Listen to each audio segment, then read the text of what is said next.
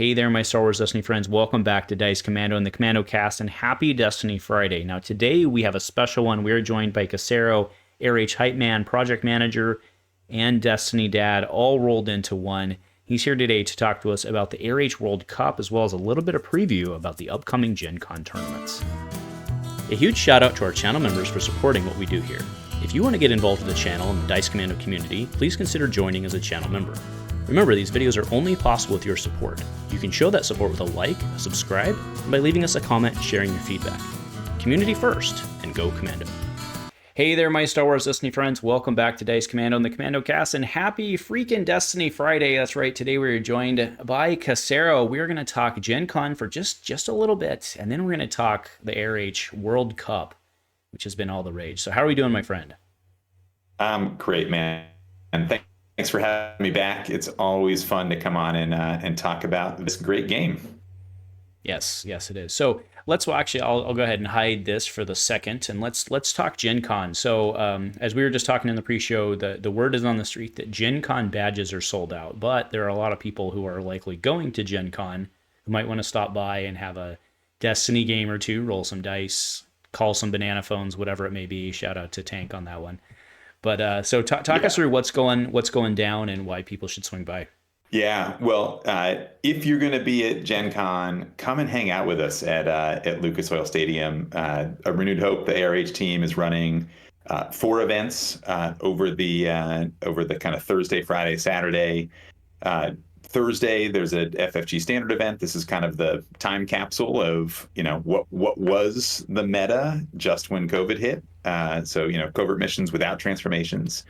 So that one obviously bring a deck so you can play. Friday, we're doing Smash by Dice Commando. That's a great one to just kind of walk up and play. You don't need to do anything. Everything's provided. We've got some of the members of the community who donated. It was a blast to see folks last year who hadn't played the game in a while just kind of come up. It's like, wow, you guys are playing Destiny. Let's kind of sit down and play. So that should be a lot of fun. The U.S. Grand Championships is on Saturday. That's ARH Standard. And then Saturday, late afternoon, evening is Dicey Command. We are going to be drafting in Indy. So that's another one, obviously, where folks can literally just show up, and we've got the cards for you, we've got the kits for you, and we're going to let Swag Dean show off that really cool format that he created for us. Yeah, so Swag Dean's baby, and then I heard that Tank put together a whole bunch of decks for y'all. So yeah, it's as anyone can imagine. When you do events like this, it is a complete team effort, and so I think from the prizing, which I know a number of folks, including I think Uriel, to kind of pull all this stuff together, is folks kind of bring in some of their own collection to make it work. Printing to get enough kits and enough cards. Trey at Kingwood Hobbies has helped kind of get us some kind of product that's going to get out there. And seriously, top of the line, Majo Basil, who is the host with the most anytime folks get together at Gen Con, is going to be running things through. So it should be a blast, and we'd love to see some new faces and some old faces all get together. Yeah, awesome. So that's not this weekend. That is next weekend, but it's right around the corner. So that should be a good time. And the Grand Championship, or the World Championship, the one for all the marbles, is going to be interesting because no snake this year. So it's wide open. The goat has fallen. U.S. Grand Champ. That's right. Yeah, Liquid Snake. He and his family welcomed a little one pretty recently. So I think he decided he couldn't make the trip down this time to defend his title. It'll be a new U.S. Grand Champ, which should be fun. Yeah, that's right.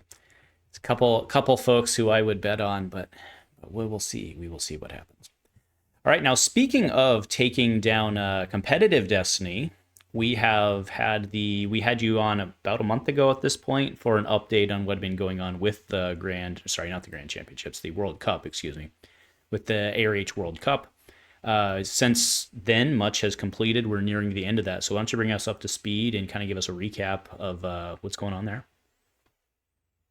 Yeah, so the Destiny World Cup, which we kind of launched this year for the first time, is a team event. And folks might remember from that cast a few weeks back, We had a dozen teams representing 8 countries around the world. A couple of countries have a big enough player base to have entered multiple teams. So Destiny World Cup, it's modeled on a team event, just like the FIFA World Cup in soccer or the European Cup that just happened over in Germany. And it's a team event, right? These are teams of 3 Destiny players. We had a dozen different teams representing eight countries that square off in a group stage with a round robin that then cuts down to a semifinal stage, which we've just completed the semis. So we've boiled down to finalists, a team from Toronto, captained by our good buddy Liquid Snake, a fellow Commando.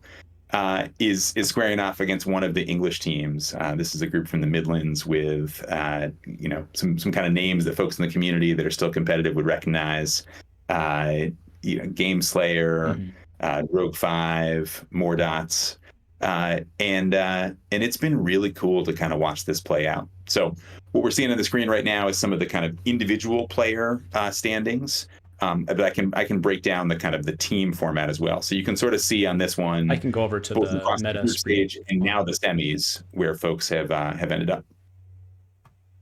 Oh, no worries. I was going to go, but this makes sense. So I'm sorry I interrupted. Yeah, no worries at all.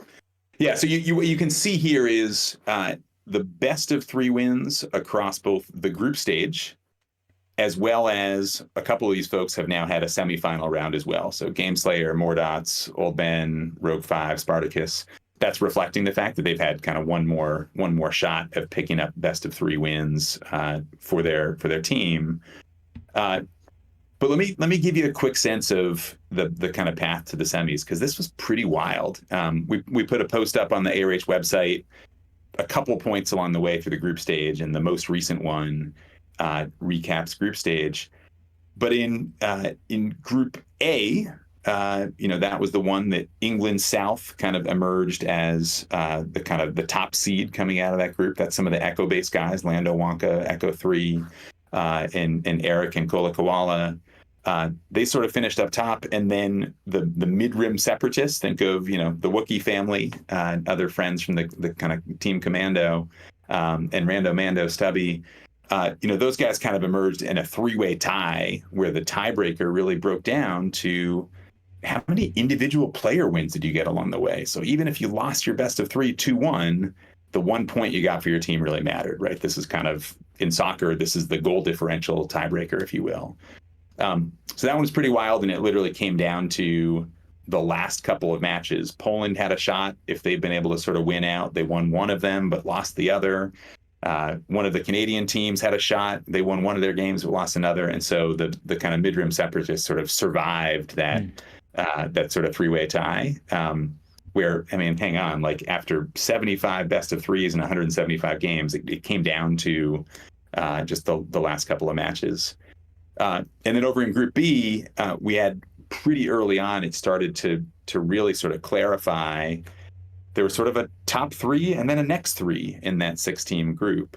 At the kind of top of the heap, you had Miserado, that's Norman, Nute Shunsray, Quinlan Voss, Strongbrad, and they won their first 4 best of 3s. So they kind of went into the 5th and final round at 4-0. The Midlands guys, who you just heard, are moving on to the finals, so we know how that story ends.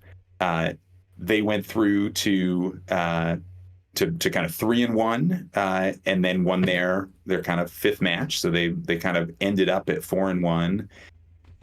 And Toronto was going to play Miserado, kind of 3-1 against 4-0 for the chance really to kind of set up this 3-way tie at the there in that kind of setup.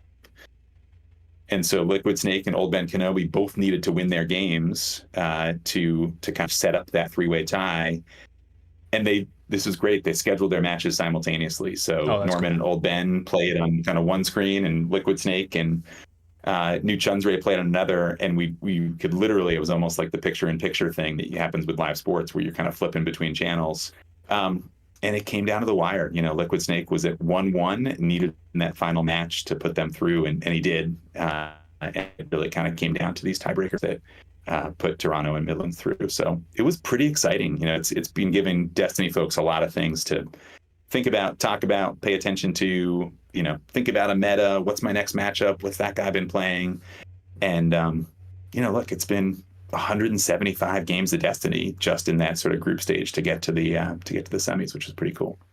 That's a lot of dice being rolled. Now, you did mention the meta, and you do have a awesome spreadsheet. So major props to you for keeping track of this. But what have we been seeing? When we talked last time, we hadn't really seen any standout decks. People were all over the place. Maybe they were trying to metagame, whatever it is. But what are we starting to see now that we're into kind of the higher stakes rounds?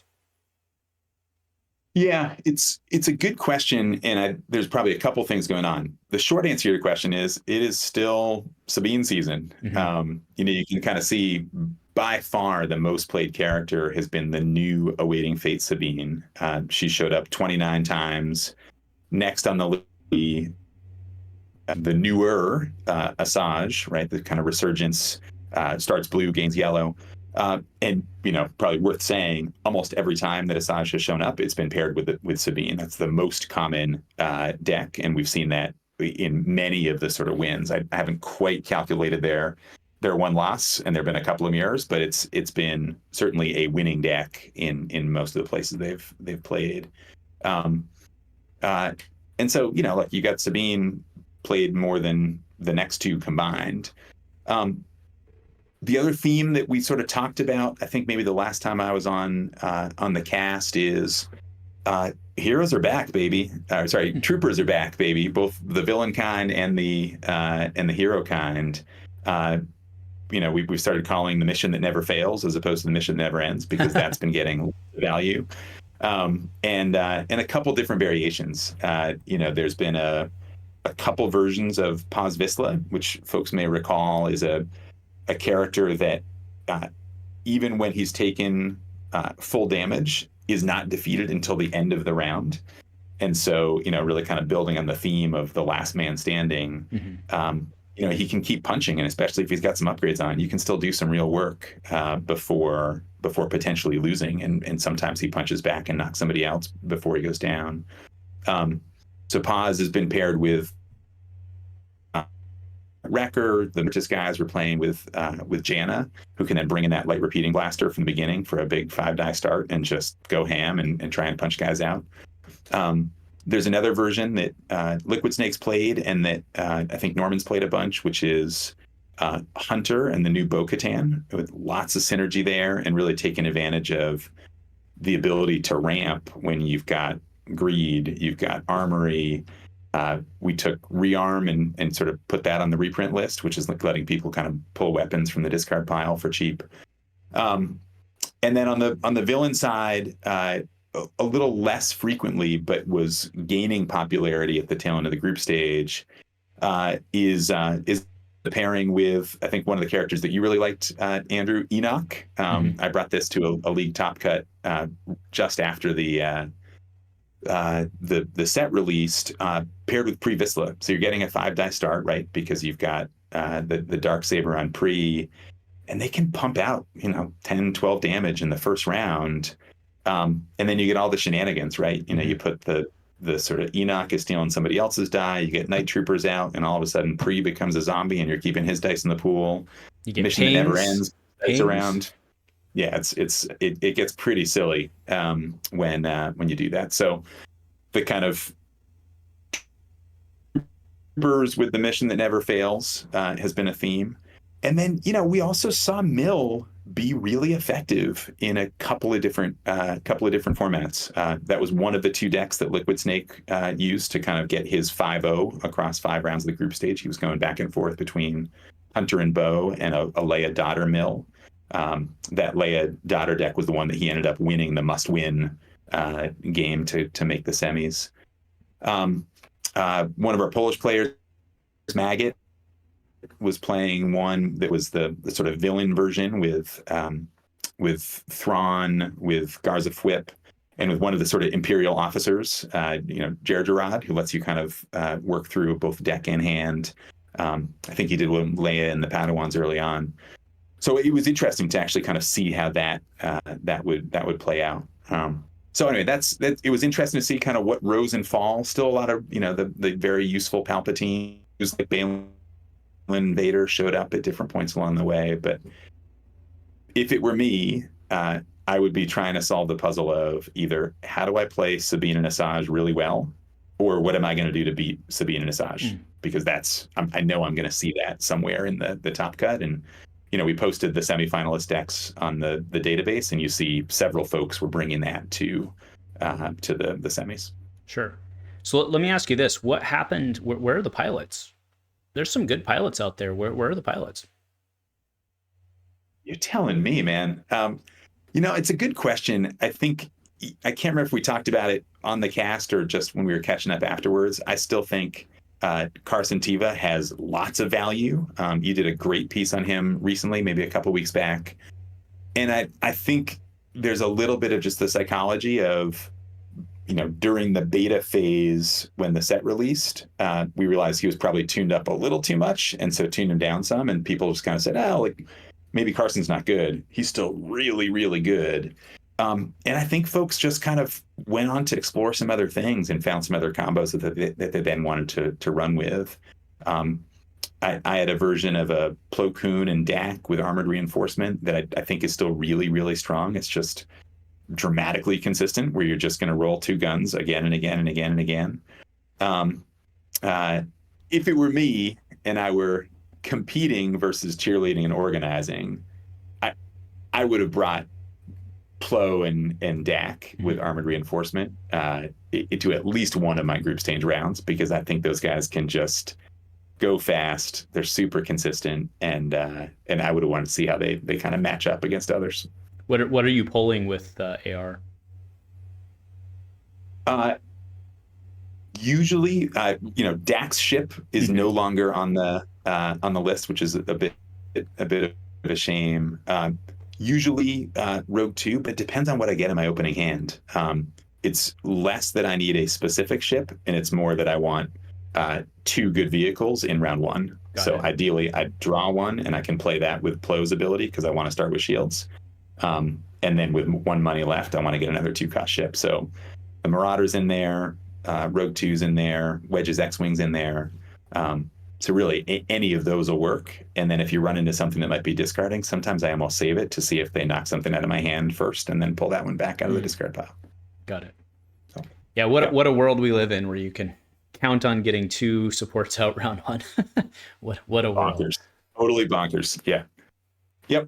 Yeah, it's more, honestly, that it's less about some, like fancy, I got to get this thing to make this combo work. And it's just, I want good dice out early, and then just start hitting 2 guns, and, Plo bring some shields. And Red 5? No, so Red 2 is Wedge's ship. Yeah. Right? Is that what you're going to say? Rogue 2 is the one that lets you, if you can spot a red pilot like Dak, you can re-roll a die, yours or theirs. And then there's a separate Wedge's X-Wing. It's Wedge's X-Wing. It's not the red designation. Yeah. That's right. Exactly. Yep. Got it. All right. Well, we're headed into the finals. Any speculation or thoughts there? What are we looking at, and who's your pick? And you don't have to say anything as the TO if you don't want to. Yeah, I mean, I won't make a pick. And one of the things that's been super fun for me, frankly, is because of Gen Con, because of the in-person event that Silver Sun hosted last fall, because I made this kind of crazy trip to the UK over a birthday weekend when I found a cheap fare. I've gotten a chance to meet a bunch of folks in person, so I'm kind of rooting for friends on every team anyway, which has been a blast. That said, I think it's a really interesting matchup. This Midlands team beat Toronto in the group stage, and they beat them 2-1. And so I think the matchup kind of psychology there is going to be really interesting. If we kind of start kind of matchup by matchup, Liquid Snake beat Rogue 5. Liquid's been playing 2 different decks, so it'll be an interesting question mark about whether he flips between one of those 2 or brings something new and spicy that's kind of brand new. And then Jamie, Rogue 5, he's tried a couple of different things, but he's had a lot of success with high stakes din, 3-die din and a Senate guard, and custom bandoliers, and all of a sudden din's got 9 upgrades and med packs and nem external ways to heal. So if you just looked at history, that's probably the matchup, and Liquid took it down in the group stage. So we'll see what happens there.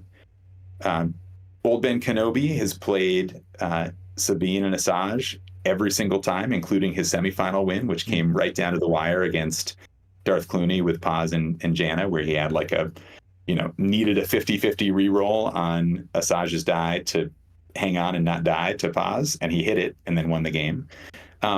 So it would be dramatically surprising if he didn't bring that. Cool. Yeah. So I think ultimately you've got really interesting matchups in each of those, especially because folks have played each other before. The semi and the finals are open deck lists, so we kind of collect those and post them in advance. That's different than we did in the group stage, where you show up and you see what your opponent's playing when you arrive. So that, I think it'll be interesting, the kind of choice point that folks will make as they go into it, and it'll be a blast. One cool thing about this, among many others, has been so many of these matches have been streamed with a whole bunch of us kind of watching and commentating in the background. So I think whether folks watch it live, whether they watch it afterwards, my hunch is a bunch of folks will be paying attention here, which is exactly what we want. And everybody's going to be trying to outwit everybody else. Be interesting. Exactly. Yeah. Yep. Yeah. There's a true meta moment, which is kind of fun to see in today's Destiny for sure. Yeah. Now, and you expect it to be wrapped up before Gen Con. So do you think there'll be any implications to that for Gen Con? Or do you think people already have flown out? How's the timing? It's going to be very close, right? Yeah. Our hope and expectation was that we'd be able to wrap up, the 3 best of 3s for the finals would be taking place this weekend, the weekend before Gen Con. Just heard someone's going to be traveling, and so it may spill until after Gen Con.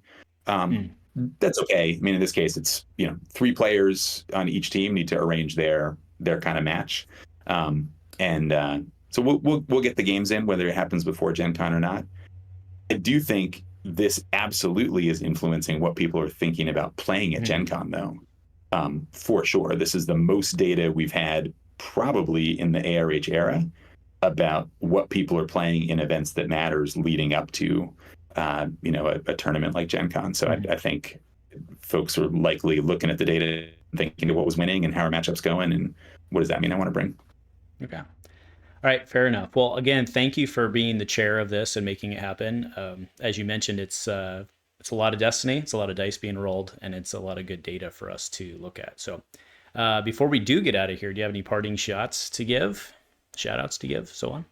Yeah, I mean, I've been thanking folks along the way. I'll keep doing that. One of the things that's been a blast here is, our prizing is international in nature, as it should be. Obviously Sarah and the team do an amazing job with all of the kind of ARH prizing, but the sort of championship prize is a playmat that was created by our buddy Darth Vianu, who's Canadian, of course. And then Marcos Gui Jr., one of our buddies from Brazil, the SWDBR crew, actually came up with a couple of promo cards that are one was for every participant, and then one was for the folks that made the semis. So big shout out to them. Asajj, right? Thanks to everyone who's been streaming. Yeah, very kind of the new snazzy Bad Batch Asajj of what it's like when she comes back after some time away, which we're excited about. So big thanks to those folks, everyone who's been streaming, and folks who've been excited about this. It's been a nice boost of energy for the community. Yeah. Well, awesome. Well, thank you for making time on your Wednesday evening to come chat with me, and then the rest of us on Friday morning, because that's how the time works. But either way, this is awesome, and got to say it with me, my friend. Go Commando. Always. Go Commando. See you, everybody.